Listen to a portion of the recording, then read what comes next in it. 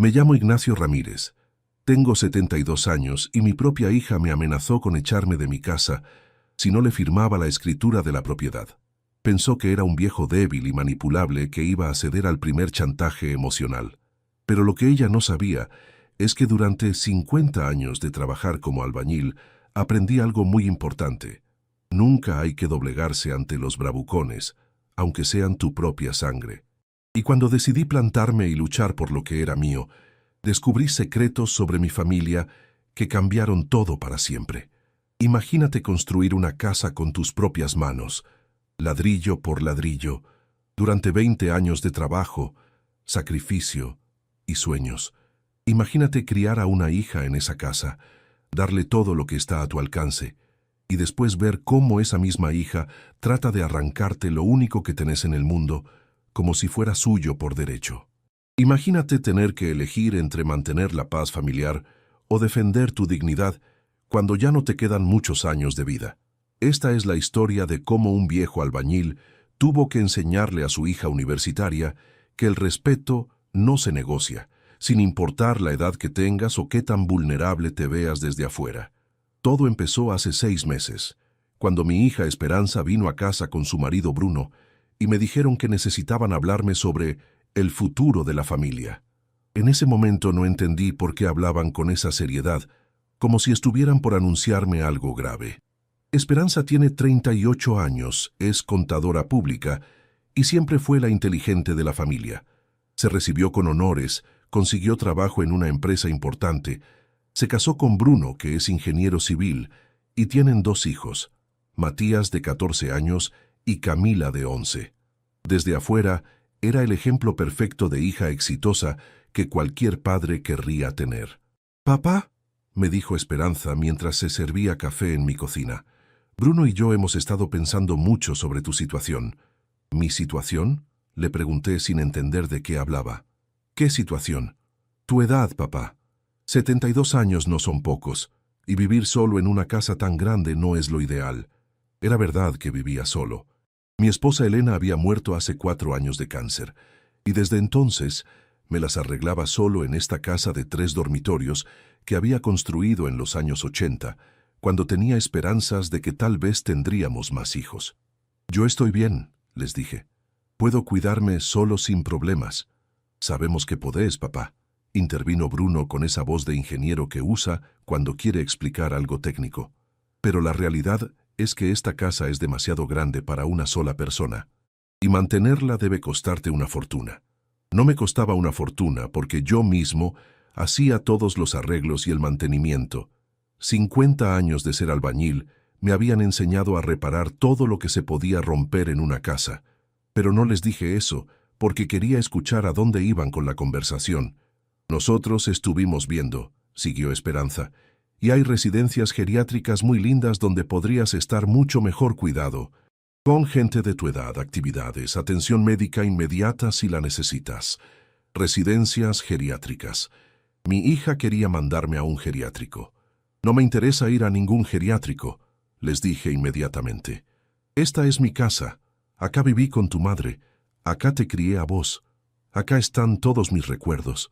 «Entendemos eso, papá», me dijo Bruno. «Pero pensá en lo práctico.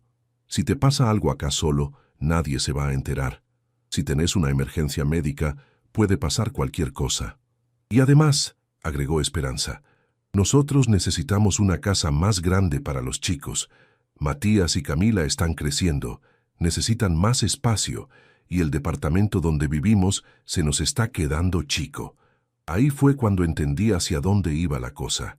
No era una conversación sobre mi bienestar, era una negociación inmobiliaria disfrazada de preocupación filial. «¿Me estás pidiendo que te dé mi casa?», le pregunté directamente a Esperanza. «No te la estoy pidiendo, papá. Te estoy proponiendo una solución que nos conviene a todos. Vos te vas a un lugar donde vas a estar mejor atendido, y nosotros podemos mudarnos acá para que la casa no se pierda en la familia. ¿Y si yo no quiero irme?». Bruno y Esperanza se miraron entre ellos como si hubieran anticipado esa pregunta y hubieran preparado una respuesta. «Papá», me dijo Esperanza con un tono que no le había escuchado nunca, «esperamos que no tengamos que llegar a tomar decisiones difíciles. Pero si vos no podés cuidarte solo, la familia va a tener que intervenir por tu propio bien. ¿Qué significa eso? Significa que si consideramos que no estás en condiciones de vivir solo, podemos iniciar un proceso legal para declararte incapaz y transferir la tutela de tus bienes. Incapaz. Mi propia hija me estaba amenazando con declararme incapaz para quedarse con mi casa. Esperanza, le dije tratando de mantener la calma. Yo estoy perfectamente bien de la cabeza y del cuerpo. Manejo mi auto, hago las compras, cocino, limpio, pago mis cuentas. ¿En base a qué me van a declarar incapaz? En base a tu edad y a los riesgos que implica que vivas solo, me respondió Bruno. Hay precedentes legales. Los jueces siempre priorizan la seguridad de los adultos mayores. Adultos mayores, como si yo fuera un objeto que necesitara tutela en lugar de una persona con derechos. Esa noche, después de que se fueron, me quedé despierto hasta las 3 de la mañana pensando en la conversación. Mi hija, la persona más importante en mi vida después de Elena, me había amenazado con quitarme la casa que yo había construido con mis propias manos. Esta casa no era solo una propiedad para mí. Era el resultado de 20 años de trabajo extra, de fines de semana sacrificados, de ahorrar cada peso para comprar materiales. Cada ladrillo de esta casa lo había puesto yo personalmente. Cada instalación eléctrica, cada cañería, cada detalle, había sido planificado y ejecutado por mí. Había empezado a construirla en 1982, cuando Esperanza tenía 2 años, y Elena y yo soñábamos con tener una familia grande en una casa propia. Trabajaba de lunes a viernes en obras para otros, y los sábados y domingos construía mi casa propia. Todavía recuerdo el día que empecé a cavar los cimientos. Era un sábado de marzo, hacía calor, y yo tenía 35 años llenos de energía y ambición. Elena me había preparado un termo de café y sándwiches para todo el día. Esperanza gateaba por el terreno vacío, mientras yo marcaba con estacas donde iban a ir las paredes. «Ignacio», me gritaba Elena desde la vereda, «¿no te parece muy grande para nosotros?» El terreno era de 20 por 40 metros, enorme para los estándares de la época, pero yo tenía planes ambiciosos. «Elena», le respondía mientras cavaba, «esta casa va a durar 100 años. Mejor que nos sobre espacio a que nos falte». Los primeros meses fueron los más duros: cavar cimientos a mano, mezclar hormigón en carretilla, cargar ladrillos uno por uno. Mis compañeros de trabajo me decían que estaba loco. «Ignacio», me decían, «con lo que vas a gastar en materiales y el tiempo que vas a perder, te conviene comprar algo ya hecho». Pero yo tenía una visión clara. Quería una casa sólida, construida con los mejores materiales, diseñada exactamente para nuestras necesidades, y quería el orgullo de poder decir que la había construido con mis propias manos. Los fines de semana se convertían en jornadas épicas de construcción. Me levantaba a las 6 de la mañana, desayunaba rápido y trabajaba hasta que se hacía de noche. Elena me traía el almuerzo al terreno y se quedaba conmigo las tardes enteras, jugando con Esperanza mientras yo levantaba paredes. «Papá está haciendo nuestra casa», le explicaba Elena a Esperanza, cuando la nena preguntaba por qué papá estaba siempre sucio y cansado los fines de semana. El primer invierno fue terrible. Habíamos terminado solo la estructura básica, sin techo completo, sin ventanas, sin instalaciones. Pero yo seguía trabajando bajo la lluvia y el frío porque sabía que cada fin de semana que perdiera era un fin de semana más viviendo de alquiler. «Ignacio», me decía mi suegra cuando venía a visitarnos, «esto no tiene sentido. Van a tardar 10 años en terminar esta casa». «10 años no», le respondía yo. 5 como máximo. Al final tardé exactamente 6 años en terminarla completamente. Pero cada etapa de la construcción fue una lección de vida para toda la familia. Esperanza aprendió a reconocer las herramientas antes de aprender a leer.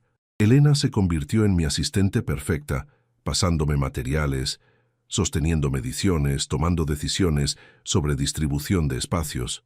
«¿Dónde querés que vaya tu cuarto, mi amor?», le preguntábamos a Esperanza cuando empezamos a distribuir los dormitorios.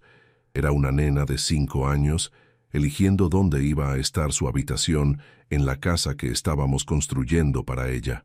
«Acá», nos decía señalando hacia el fondo, para que entre mucho sol por la ventana. Y ahí construimos su cuarto, con la ventana grande mirando hacia el este, para que todas las mañanas se despertara con luz natural. Cada decisión de construcción la tomábamos en familia. El color de los pisos, la altura de las ventanas, la ubicación de los enchufes. Era nuestra casa en el sentido más literal de la palabra, diseñada por nosotros, construida por nosotros, pensada para nuestras necesidades específicas. Recuerdo especialmente el día que instalamos la primera canilla. Habíamos estado 6 meses trabajando sin agua corriente en el terreno, cargando baldes desde la casa de un vecino. Cuando finalmente conectamos la instalación de agua y abrimos la canilla de la cocina, Elena y Esperanza aplaudieron como si fuera el evento más importante del mundo. «¡Tenemos agua!», gritó Esperanza corriendo por toda la obra. «¡Papá nos puso agua!». Era agua fría, porque todavía faltaba instalar el termotanque, pero para nosotros era un lujo increíble. La construcción se convirtió en el proyecto familiar más importante de nuestras vidas. Los domingos por la mañana, Elena preparaba un picnic y pasábamos todo el día en el terreno. Yo trabajaba en la construcción, Elena ordenaba materiales y limpiaba. Esperanza jugaba con los ladrillos como si fueran bloques de juguete. «Cuando esté terminada la casa», le decía Elena a Esperanza, «vas a tener tu propio patio para plantar flores». «¿Y papá me va a ayudar?», preguntaba Esperanza. «Papá te va a enseñar todo lo que sabe de construcción y jardinería», le prometía Elena. Los vecinos del barrio seguían el progreso de la construcción como si fuera una novela. «¿Cómo va la casa, Ignacio?», me preguntaban cuando me cruzaba en el almacén. Y yo les contaba con orgullo cada avance. «Esta semana terminamos el techo. La próxima empezamos con las instalaciones. En un mes vamos a poder mudarnos».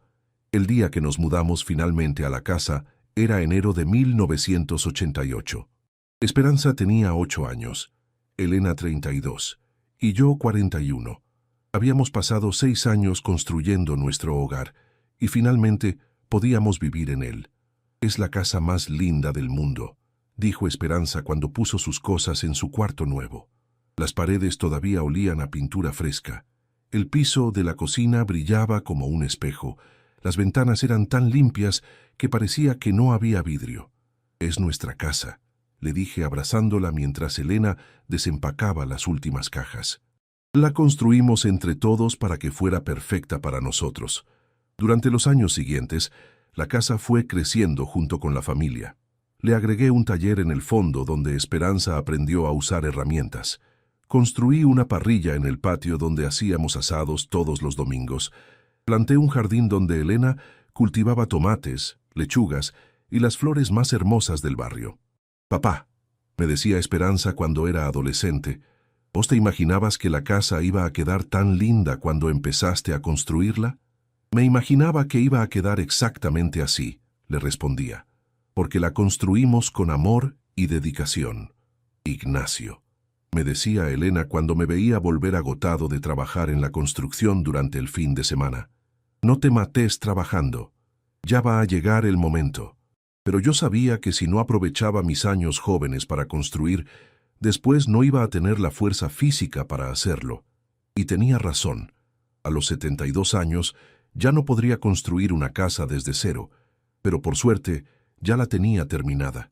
También había empezado a construirla pensando en darle estabilidad a mi familia. Elena trabajaba medio tiempo como maestra de grado, y con mi sueldo de albañil más su sueldo de maestra, llegábamos justos. Pero si teníamos casa propia, sin alquiler que pagar, podríamos vivir mucho mejor. Y durante todos esos años, Esperanza había crecido en esta casa feliz y querida. Le había hecho su cuarto de princesa cuando tenía 5 años, con muebles de madera que fabriqué yo mismo en el taller del fondo. Le había construido una casita de juegos en el patio cuando tenía 8 años. Le había hecho un escritorio especial cuando empezó la secundaria. «Papá», me decía Esperanza cuando era chica, «¿esta casa es nuestra para siempre?». «Para siempre, mi amor», le respondía yo. «Esta casa es para vos y para tus hijos cuando los tengas». Pero nunca le había dicho que era para que me echara de ella. Los días siguientes a esa conversación, Esperanza empezó a aparecer por casa más seguido de lo normal. Antes venía los domingos para almorzar en familia. Ahora aparecía entre semana, siempre con alguna excusa. «Hola, papá. Pasaba por el barrio y quería ver cómo andabas. Papá, traje facturas para que tomemos mate. Papá, Camila quería venir a ver al abuelo». Al principio pensé que tal vez se había arrepentido de la amenaza y quería mejorar nuestra relación. Pero rápidamente me di cuenta de que era otra cosa. Esperanza me estaba evaluando, buscando evidencias de que yo no podía cuidarme solo. «Papá, ¿por qué no lavaste los platos del desayuno? Papá, veo que no limpiaste bien la ducha. Papá, la heladera huele raro. ¿Cuándo fue la última vez que la limpiaste a fondo?» Todo lo que yo hacía o dejaba de hacer se convertía en una prueba de mi supuesta incapacidad para vivir solo. Si me olvidaba de lavar un plato, era evidencia de deterioro mental. Si tenía alguna cuenta sobre la mesa, era evidencia de desorganización financiera. Un día llegó con una libreta y empezó a anotar cosas. «¿Qué estás escribiendo?», le pregunté. «Nada importante, papá. Solo tomo nota de algunas cosas para acordarme después». Pero yo alcancé a ver que estaba anotando: piso del baño resbaladizo, riesgo de caída, medicamentos sin organizar en botiquín, comida vencida en heladera. Mi hija estaba construyendo un expediente de negligencia personal para usar en mi contra. «Esperanza», le dije, «¿qué pensás hacer con esas notas?» «Papá, solo quiero asegurarme de que estés bien cuidado». «¿Y si yo considero que estoy bien cuidado?» Vos no siempre podés ver objetivamente tu propia situación, objetivamente. Mi hija universitaria me estaba explicando mi propia situación objetivamente. Una semana después, vino acompañada por una señora mayor que se presentó como doctora Alicia Pacheco, geriatra. «Don Ignacio», me dijo la doctora, «su hija me pidió que viniera a hacerle una evaluación de rutina para ver cómo está de salud». «Yo no pedí ninguna evaluación», le respondí. «Mi médico de cabecera me revisa cada 3 meses y estoy perfectamente bien». «Entiendo, pero a veces es bueno tener una segunda opinión de un especialista en adultos mayores». La doctora me hizo preguntas sobre mi rutina diaria, mi alimentación, mis medicamentos, mi estado de ánimo. Preguntas que parecían inocentes, pero que yo sabía que estaban dirigidas a encontrar problemas. «¿Usted cocina todos los días?» «Sí, cocino todos los días». «¿Y come comidas balanceadas? Como lo que me gusta y lo que me hace bien. ¿Toma alguna medicación?» «Para la presión, como la mayoría de la gente de mi edad». «¿Y se acuerda siempre de tomarla?» «Siempre». «¿Cómo está anímicamente desde que murió su esposa?» «Triste, pero no deprimido. Es normal extrañar a la persona que amaste durante 40 años». Al final de la evaluación, la doctora habló con Esperanza en voz baja en la cocina, mientras yo me quedé en el living. No pude escuchar toda la conversación, pero alcancé a oír algunas frases. «Para su edad está bien. No veo signos de deterioro cognitivo. Físicamente se mantiene activo. Pero la soledad puede...». Cuando la doctora se fue, le pregunté a Esperanza qué le había dicho.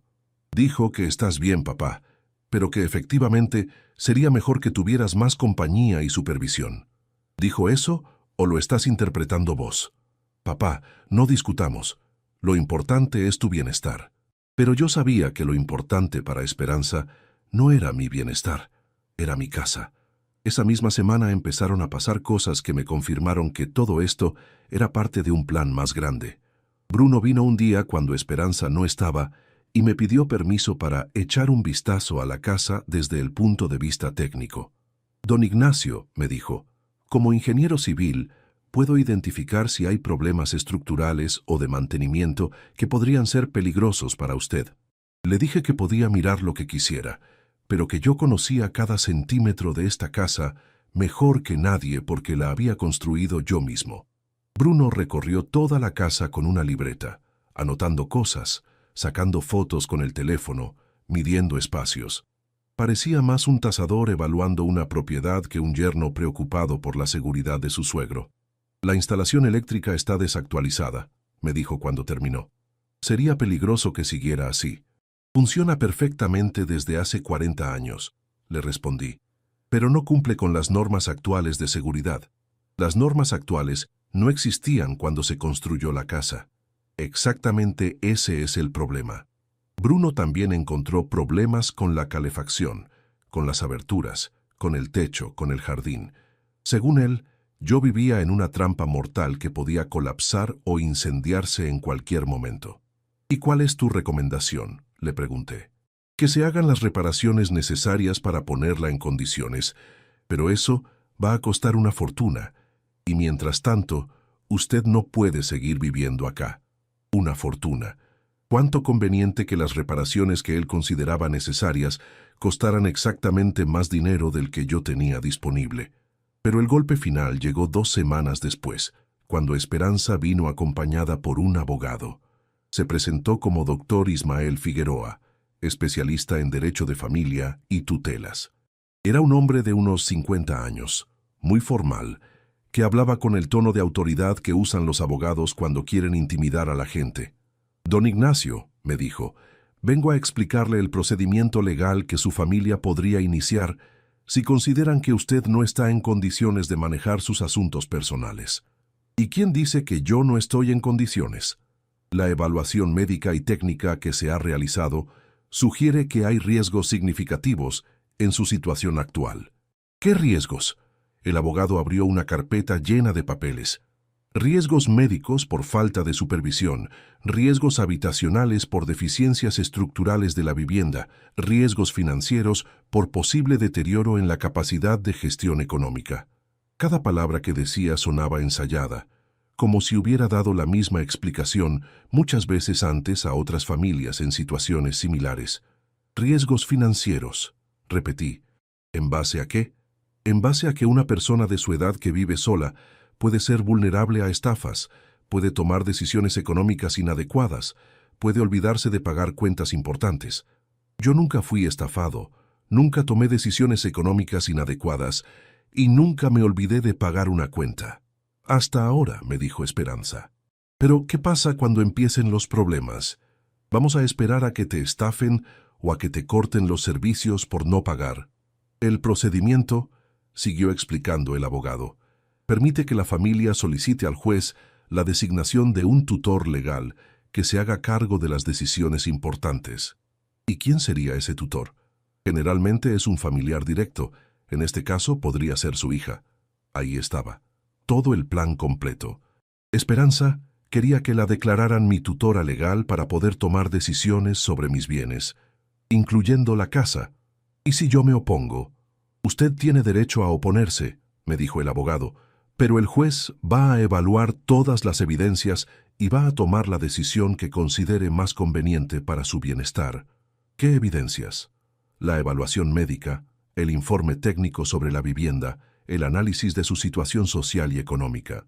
Todas evidencias que habían sido recopiladas por mi propia familia en las últimas semanas.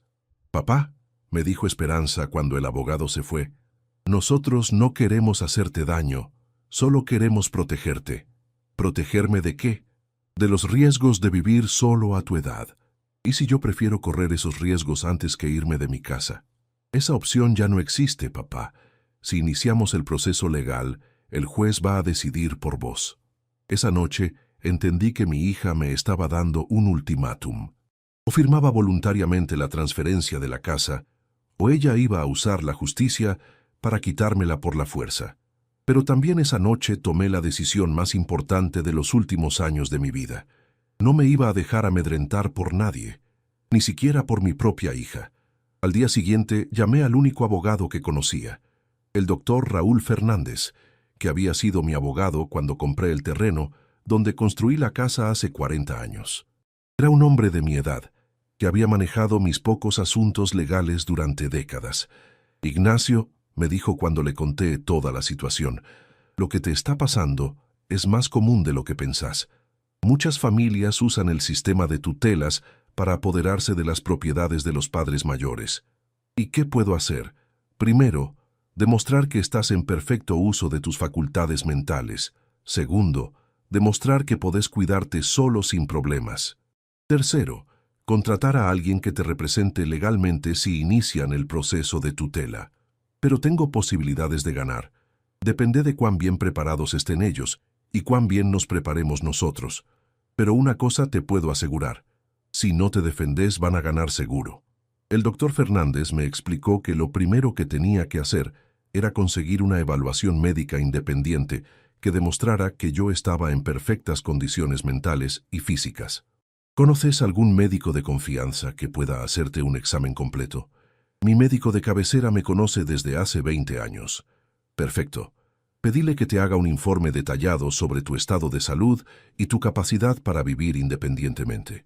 También me recomendó que hiciera una evaluación técnica independiente de la casa para demostrar que no había los riesgos estructurales que Bruno había mencionado.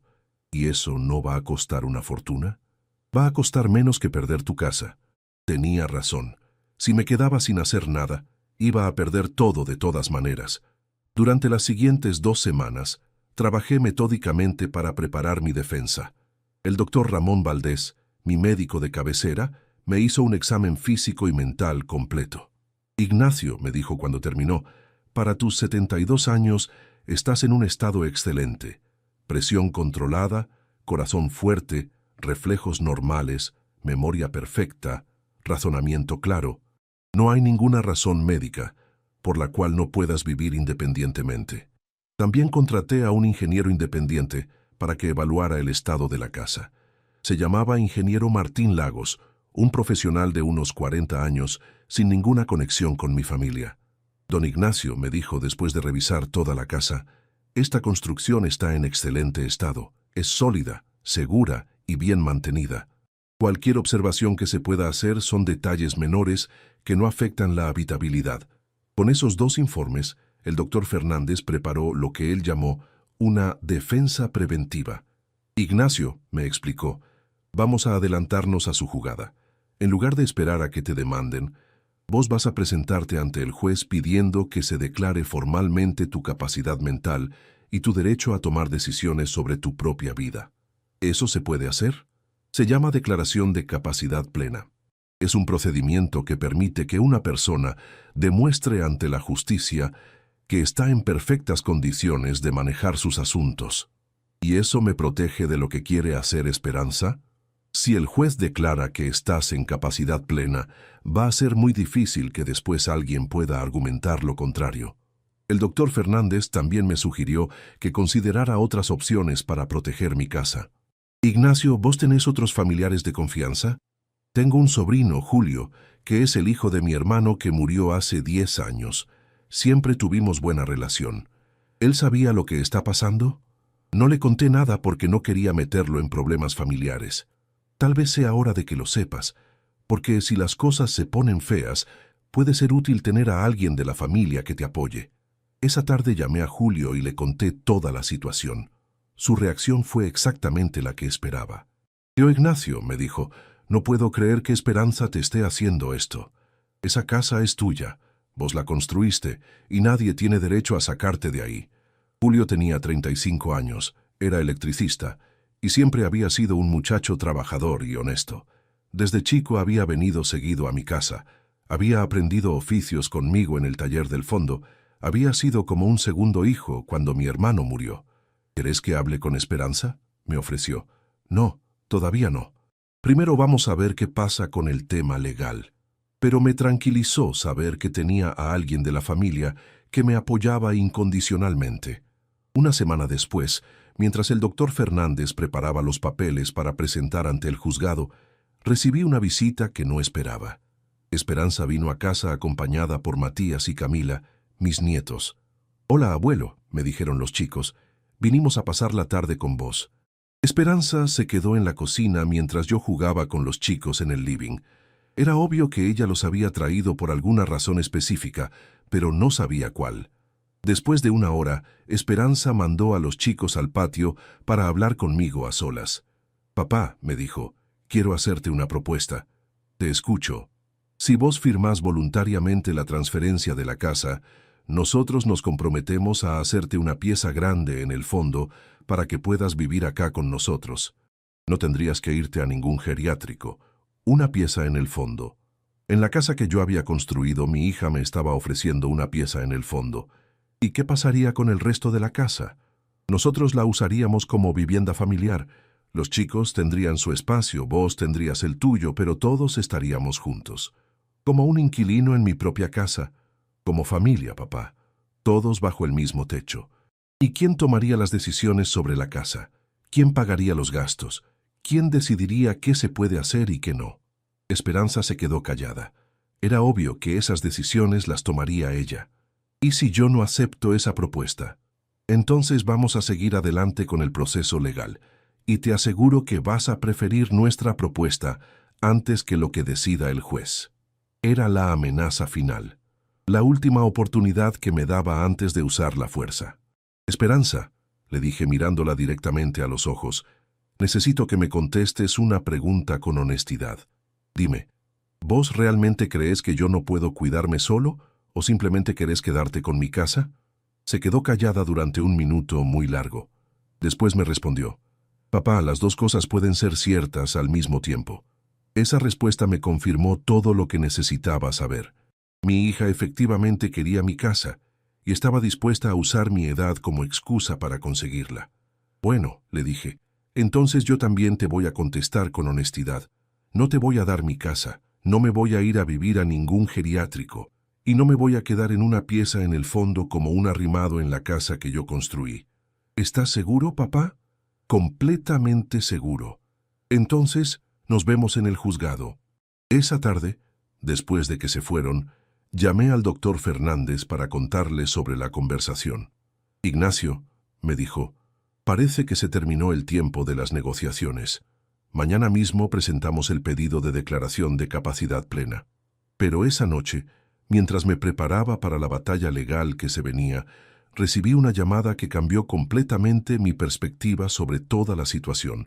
Era mi nieta Camila, que me llamó desde el teléfono de una amiga. Abuelo, me dijo llorando, tengo que contarte algo que escuché. ¿Qué pasó, mi amor? Mamá y papá estaban hablando en su pieza y yo escuché desde el pasillo. Mamá dijo que si no podían conseguir la casa por las buenas, iban a conseguirla por las malas. ¿Qué más dijeron? Papá dijo que conocía a alguien que podía hacer que vos tuvieras un accidente y que después de eso nadie iba a cuestionar que no podías vivir solo. Un accidente. Mi propia hija y mi yerno estaban planeando lastimarme físicamente para justificar sus argumentos legales. ¿Estás segura de lo que escuchaste, Camila? Sí, abuelo, y tengo mucho miedo. Yo no quiero que te pase nada malo. Tranquila, mi amor, no me va a pasar nada malo. Pero después de cortar el teléfono, me di cuenta de que la situación era mucho más grave de lo que había pensado. No era solo una disputa legal por una propiedad. Mi hija estaba dispuesta a todo para conseguir lo que quería. Al día siguiente llamé al doctor Fernández para contarle lo que había sabido. Ignacio, me dijo con una seriedad que no le había escuchado antes, esto cambió todo. Si ellos están planeando lastimarte físicamente, tenemos que tomar medidas de protección inmediatas. ¿Qué tipo de medidas? Primero, vamos a presentar una denuncia penal por amenazas. Segundo, vamos a pedir una restricción de acercamiento. Tercero, vamos a acelerar el trámite de capacidad plena para que tengas protección legal inmediata. Pero ¿tenemos pruebas de lo que están planeando? Tenemos el testimonio de tu nieta, y si estamos atentos, probablemente van a intentar algo que nos va a dar más evidencias. El doctor Fernández tenía razón. 3 días después, mientras yo estaba en el supermercado, alguien entró a mi casa y saboteó la instalación de gas de la cocina. Cuando volví del supermercado, la casa olía a gas. Inmediatamente cerré la llave general y llamé a un gasista de emergencia. Don Ignacio, me dijo el gasista después de revisar la instalación, esto no fue un accidente. Alguien aflojó deliberadamente la conexión del flexible. Es un milagro que no haya pasado algo grave. ¿Puede asegurar que fue intencional? Completamente. Una conexión no se afloja sola de esta manera. Inmediatamente llamé al doctor Fernández y a la policía. Hicimos la denuncia penal correspondiente y pedimos que un perito oficial revisara la instalación. Don Ignacio, me dijo el comisario que tomó la denuncia, ¿tiene idea de quién podría haber hecho esto? Tengo sospechas, pero prefiero que la investigación siga su curso. No quería acusar directamente a mi hija sin tener pruebas absolutas, aunque sabía perfectamente quién había sido. El perito confirmó que el sabotaje había sido intencional y que había puesto en riesgo mortal mi vida y la de los vecinos. Con esa evidencia, el doctor Fernández presentó una denuncia penal por tentativa de homicidio e inmediatamente solicitó medidas de protección. Ignacio, me dijo, ahora tenés que decidir si querés seguir viviendo solo en esa casa o si preferís que busquemos algún lugar seguro hasta que se resuelva todo. No me voy a ir de mi casa, le respondí, pero voy a tomar precauciones. Las precauciones incluyeron cambiar todas las cerraduras, instalar una alarma y pedirle a Julio que viniera a quedarse conmigo durante las noches hasta que pasara el peligro. Julio aceptó inmediatamente. Tío, me dijo, voy a dormir acá todas las noches y voy a revisar toda la casa todas las mañanas para asegurarme de que nadie haya tocado nada. 2 semanas después, llegó la citación del juzgado. El juez había decidido evaluar personalmente mi situación antes de tomar cualquier decisión sobre el pedido de tutela que había presentado Esperanza o sobre mi pedido de declaración de capacidad plena. El doctor Fernández me preparó minuciosamente para esa audiencia. Ignacio, me dijo, el juez va a evaluar 3 cosas: tu estado mental, tu capacidad física y tu capacidad de tomar decisiones racionales. Tenés que demostrar que estás lúcido, que podés cuidarte solo y que entendés perfectamente las consecuencias de tus decisiones. El día de la audiencia, llegué al juzgado acompañado por el doctor Fernández y por Julio. Esperanza estaba del otro lado del pasillo con Bruno y el doctor Figueroa, su abogado. Cuando nos vimos, Esperanza me miró con una mezcla de tristeza y resentimiento. Era la primera vez que nos encontrábamos cara a cara desde la amenaza del gas. El juez, doctor Alberto Santander, era un hombre de unos 50 años, que me recibió en su despacho con mucha seriedad, pero también con respeto. Don Ignacio, me dijo, voy a hacerle algunas preguntas para evaluar su situación. Quiero que me responda con total honestidad. Por supuesto, su señoría. Durante 1 hora, el juez me hizo preguntas sobre mi rutina diaria, mis finanzas, mi salud, mis planes futuros. Preguntas diseñadas para evaluar si yo tenía la capacidad mental y emocional para tomar decisiones importantes sobre mi vida. El doctor Santander era meticuloso y profesional. No se conformaba con respuestas generales. Quería detalles específicos que demostraran mi competencia mental y mi capacidad de vivir independientemente. Don Ignacio, me preguntó, descríbame exactamente qué hace durante un día típico. Me levanto a las 7 de la mañana, le respondí. Desayuno café con tostadas, reviso los diarios, salgo a caminar 6 cuadras por el barrio para hacer ejercicio.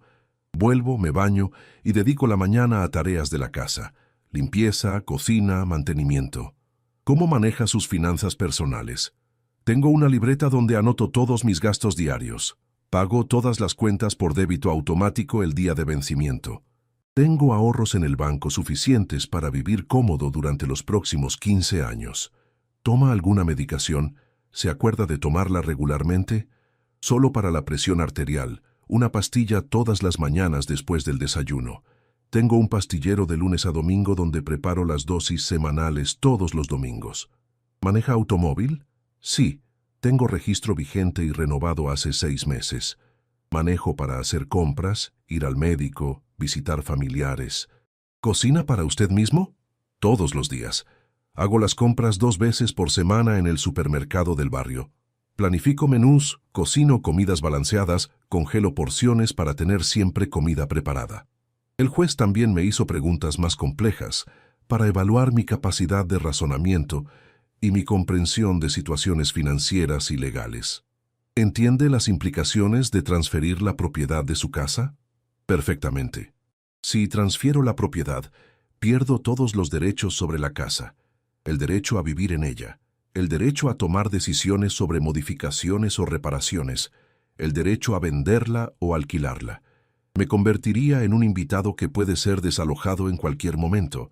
¿Cuál es su patrimonio aproximado y cómo está distribuido? La casa vale aproximadamente 200,000 pesos según la evaluación municipal. Tengo 150,000 pesos ahorrados en una cuenta a plazo fijo.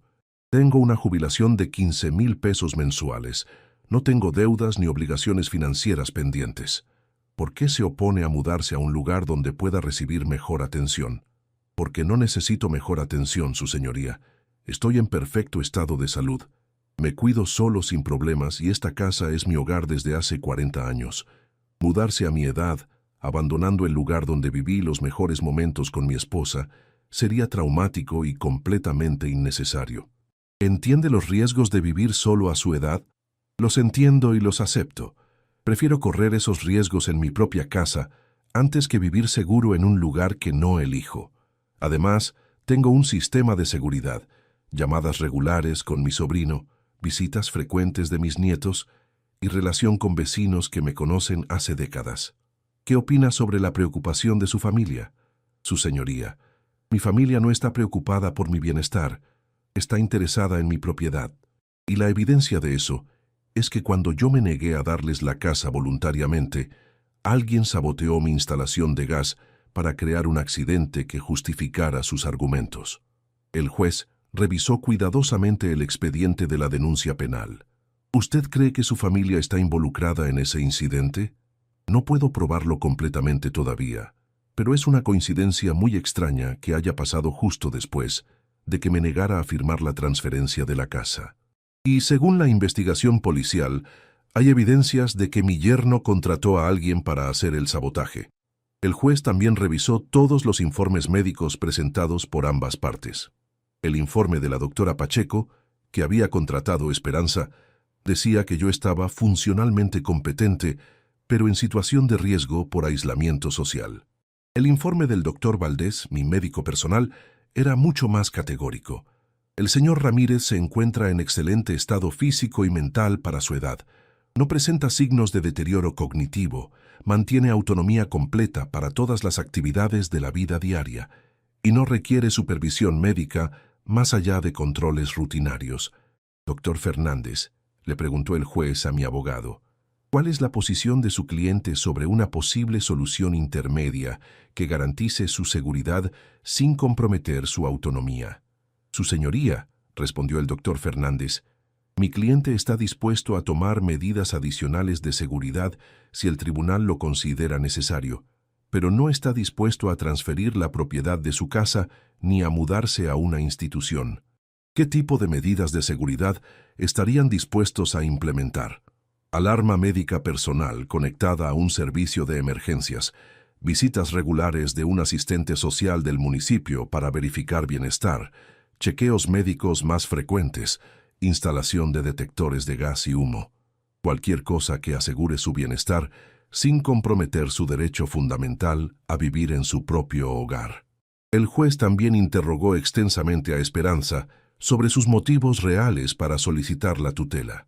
Señora, le preguntó con un tono cada vez más escéptico, ¿cuándo fue la última vez que visitó a su padre antes de decidir que necesitaba supervisión? Los domingos almorzábamos juntos, respondió Esperanza visiblemente incómoda. ¿Y durante esas visitas había observado deterioro en sus capacidades?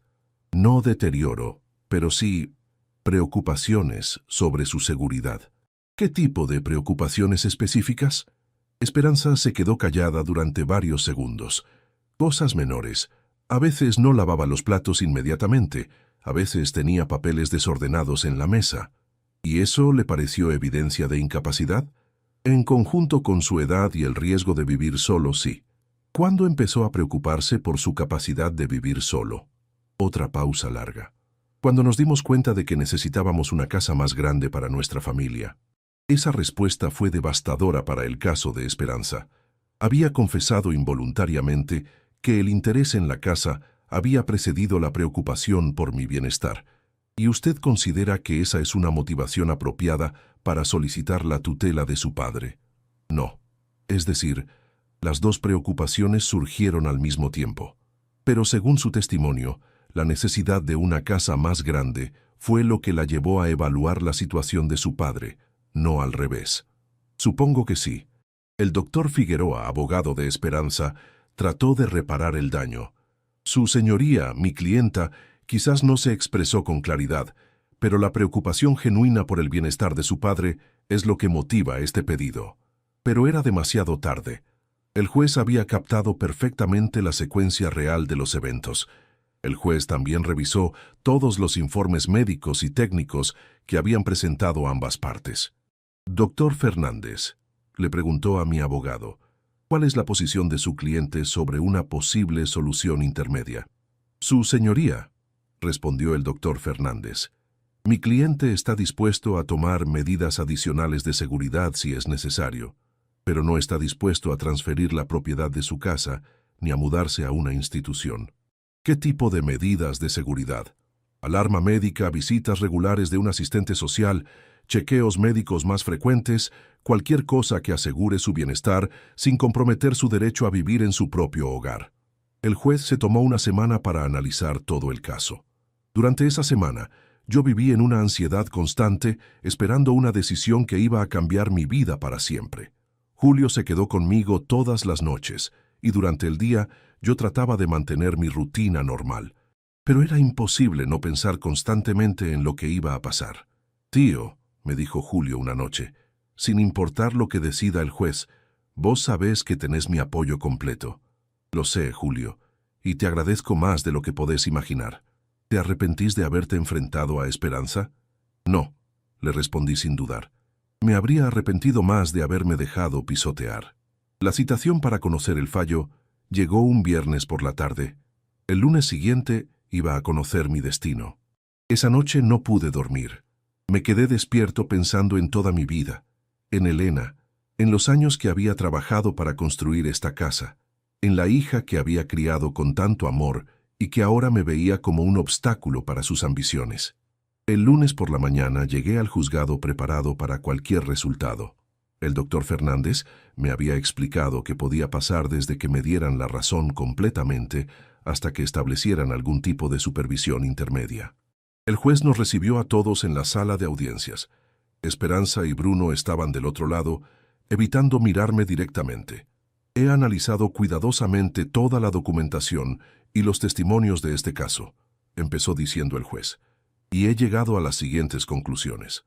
Primero, don Ignacio Roldán se encuentra en perfecto uso de sus facultades mentales y físicas, según lo demuestran los informes médicos independientes. Segundo, no existe evidencia objetiva de que el señor Roldán no pueda cuidarse independientemente en su propio hogar. Tercero, los riesgos alegados por la familia son especulativos y no justifican la restricción de los derechos fundamentales del señor Roldán. Cuarto, existe evidencia suficiente para considerar que el pedido de tutela está motivado por intereses económicos más que por preocupaciones genuinas sobre el bienestar del señor Roldán. Mi corazón empezó a latir más rápido. Todo parecía indicar que el fallo iba a ser favorable. Por lo tanto, siguió el juez, rechazo el pedido de tutela presentado por la señora Esperanza Martínez. Declaro que el señor Ignacio Roldán se encuentra en plena capacidad para tomar decisiones sobre su vida, su patrimonio y su lugar de residencia. Además, ordeno que se mantenga la restricción de acercamiento solicitada por el señor Roldán hasta que se resuelva la causa penal relacionada con el sabotaje de la instalación de gas. Había ganado. Mi propia hija había perdido el intento de robarme la casa. Cuando salimos del juzgado, el doctor Fernández me felicitó efusivamente. Ignacio, me dijo, no solo ganaste el caso. El juez prácticamente confirmó que tu familia estaba tratando de estafarte. Esperanza y Bruno se fueron del juzgado sin hablar conmigo. Ni siquiera me miraron cuando pasaron al lado mío en el pasillo. Pero la historia no terminó ahí. Porque 3 meses después, cuando ya parecía que todo se había resuelto, recibí una visita que no esperaba. Era Matías, mi nieto mayor, que vino solo a mi casa un sábado por la tarde. «Abuelo», me dijo, «necesito hablar con vos sobre lo que pasó». «Te escucho, mi nieto. Mamá y papá me prohibieron venir a verte, pero yo tengo que decirte algo importante». Matías me contó que después del juicio, Esperanza y Bruno habían empezado a planear algo nuevo. Como no habían podido conseguir la casa legalmente, ahora estaban considerando otras opciones. ¿Qué tipo de opciones? Mamá dijo que iban a esperar a que te pasara algo natural, como un infarto o un accidente real, y que cuando eso pasara, iban a asegurarse de heredar la casa antes de que apareciera otro familiar. Otro familiar. Se referían a Julio. «¿Y vos qué pensás de todo esto, Matías?» «Abuelo», me dijo mi nieto con lágrimas en los ojos, «yo te quiero mucho y no entiendo por qué mamá se puso tan mala con vos. Esta casa es tuya y nadie te la tendría que sacar». «¿Y Camila qué piensa?» Camila también te quiere y está muy triste por todo lo que pasó, pero tiene miedo de hablar porque mamá se enoja mucho cuando alguien te defiende. Ese día entendí que había ganado la batalla legal, pero que la guerra familiar iba a continuar. Esperanza no se había dado por vencida, simplemente había cambiado de estrategia, pero también entendí algo más importante. Había hecho lo correcto al plantarme y defender lo que era mío, porque si me hubiera dejado intimidar por las amenazas de mi hija, no solo habría perdido mi casa, habría perdido mi dignidad y el respeto de mis nietos. Matías, le dije, quiero que sepas que siempre vas a ser bienvenido en esta casa, sin importar lo que digan tus padres. ¿Y si mamá se enoja? Tu mamá ya está enojada conmigo desde hace meses. Su enojo no va a cambiar nada entre vos y yo. 3 días después de la visita de Matías, recibí una llamada de la fiscalía. Habían identificado al responsable del sabotaje del gas. Don Roldán, me dijo el fiscal, tenemos evidencias de que el sabotaje fue realizado por una persona contratada por su yerno, el señor Bruno Martínez. ¿Qué tipo de evidencias? Registros telefónicos, transferencias bancarias y el testimonio de la persona que ejecutó el sabotaje, que decidió colaborar con la justicia a cambio de una reducción de condena. Bruno había contratado a alguien para que saboteara mi casa. Mi hija tal vez no había participado directamente, pero había estado casada con un hombre capaz de intentar matarme por dinero. ¿Y qué va a pasar ahora? Vamos a citar al señor Martínez para que declare sobre estos hechos. Y probablemente vamos a solicitar prisión preventiva por tentativa de homicidio. Una semana después, arrestaron a Bruno en su lugar de trabajo. Esperanza tuvo que explicarles a sus hijos por qué papá había sido llevado preso por tratar de lastimar al abuelo. Matías me llamó esa noche para contarme lo que había pasado en su casa. Abuelo, me dijo, mamá está llorando todo el tiempo y dice que todo es culpa tuya, que si vos les hubieras dado la casa, nada de esto habría pasado. ¿Y vos qué pensás? Pienso que papá hizo algo muy malo y que se merece estar preso. Un mes después, Bruno fue condenado a 3 años de prisión por tentativa de homicidio. Esperanza se divorció de él y se mudó con los chicos a un departamento alquilado. La ironía era perfecta.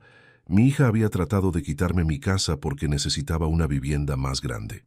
Ahora tenía que vivir en un departamento más chico que el que tenía antes, con los gastos de un divorcio y las deudas legales de la defensa de Bruno, y yo seguía viviendo tranquilo en la casa que había construido con mis propias manos.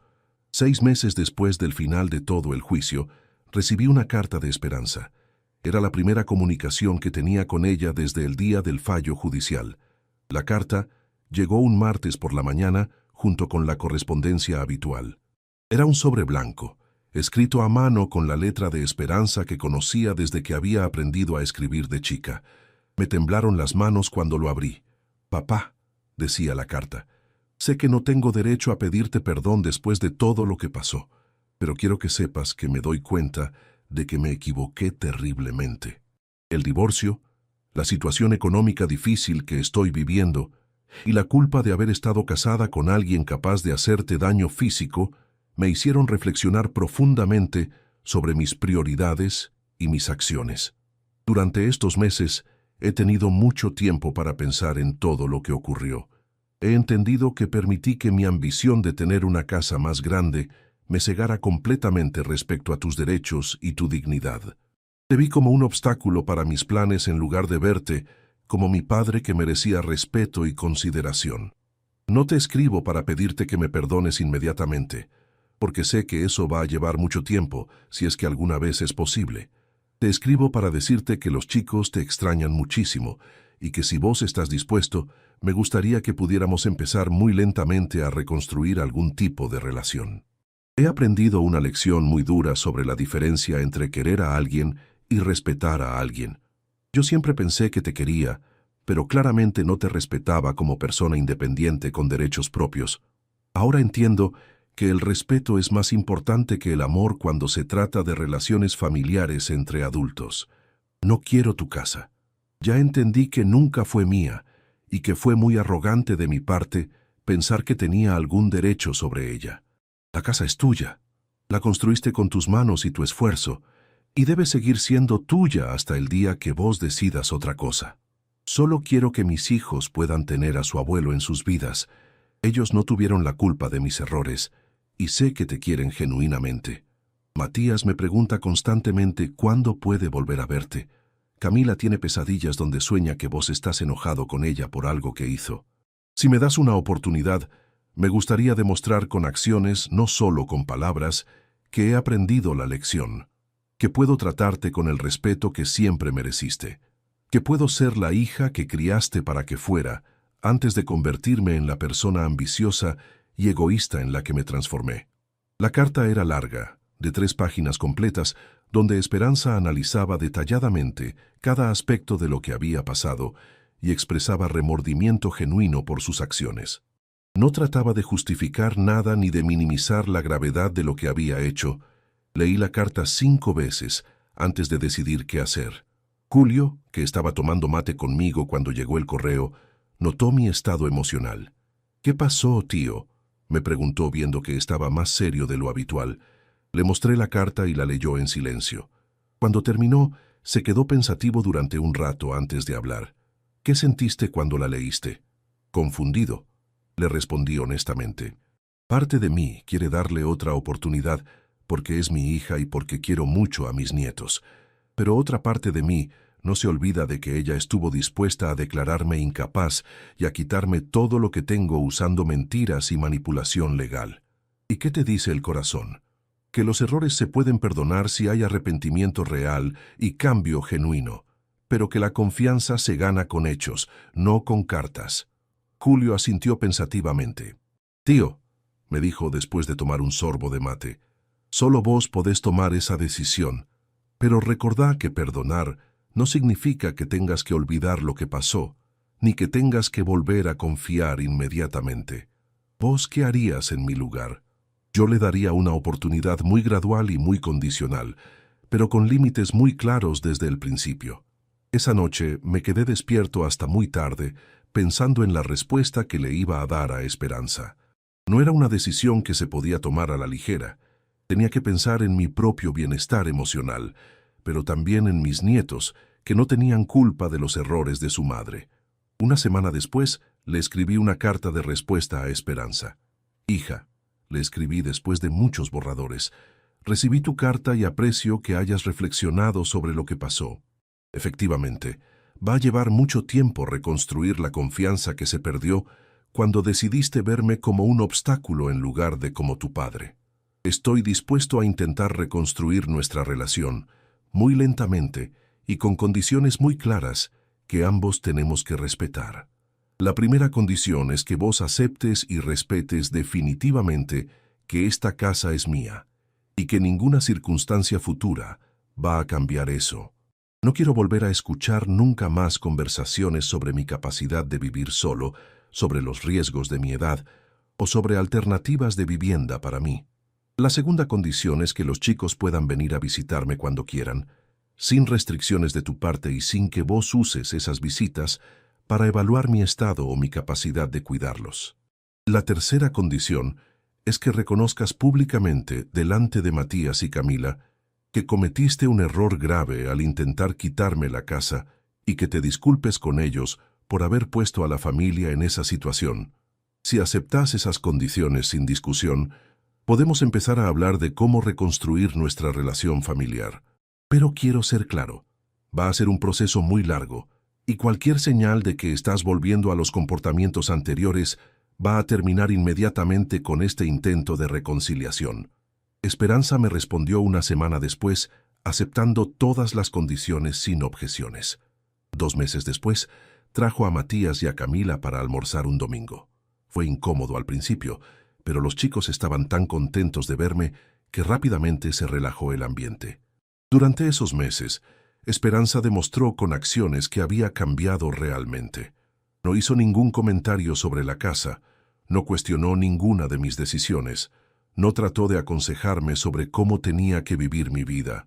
«Papá», me dijo un día mientras lavábamos los platos después del almuerzo, «quiero que sepas que admiro cómo te plantaste contra nosotros. Si yo hubiera estado en tu lugar, no sé si habría tenido el coraje de defenderme como vos lo hiciste». «Esperanza», le respondí, «yo no me planté contra ustedes. Me planté a favor mío. Hay una diferencia importante. ¿Cuál? Que cuando uno se planta contra alguien, el objetivo es lastimar. Cuando uno se planta a favor de sí mismo, el objetivo es protegerse. Yo nunca quise lastimarte. Solo quería proteger lo que era mío. Hoy, un año después de que empezó toda esta historia, puedo decir que tomé las decisiones correctas. Mi casa sigue siendo mía. Mi dignidad está intacta. Mi relación con mis nietos es mejor que nunca, y mi relación con Esperanza se está reconstruyendo lentamente, sobre bases más sólidas y más honestas. El proceso de reconstruir la confianza con mi hija ha sido más complejo de lo que imaginé. No es algo que se soluciona con una conversación o con buenas intenciones. Es un trabajo diario de demostrar, con acciones pequeñas pero constantes, que ambos hemos aprendido de lo que pasó. Esperanza ahora me llama todas las semanas para preguntarme cómo estoy. No para controlar lo que hago o para evaluar si puedo cuidarme solo, sino por interés genuino en mi bienestar. La diferencia en el tono de esas conversaciones es notoria. Antes hablaba conmigo como si fuera un niño que necesitaba supervisión. Ahora me habla como a una persona adulta que merece respeto. También cambió su actitud con respecto a mis decisiones. Cuando le cuento que estoy planificando algún arreglo en la casa o que estoy considerando comprar algo para mí, ya no me da consejos no solicitados sobre si es conveniente o no. Simplemente escucha y respeta que soy yo quien toma esas decisiones. Papá, me dijo hace poco, me costó mucho aprender que tenés derecho a vivir tu vida como vos querés, aunque a mí me parezca que hay opciones mejores, pero esa es tu prerrogativa, no la mía. La relación con mis nietos también se profundizó de maneras que no esperaba. Matías, que ahora tiene 15 años, me ve con una admiración que antes no tenía. Abuelo, me dijo el mes pasado, vos me enseñaste que a veces hay que pelear por lo que es correcto, aunque sea difícil. Camila, que tiene 12 años, es aún más directa. Abuelo, me alegra que no hayas dejado que mamá te quitara tu casa. Esta casa es tuya y nadie tenía derecho a sacarte de acá. Los domingos que vienen a almorzar se convirtieron en días especiales otra vez. Cocino para ellos como hacía antes. Les cuento historias de cuando su mamá era chica. Les enseño oficios en el taller del fondo. Pero ahora hay una diferencia importante.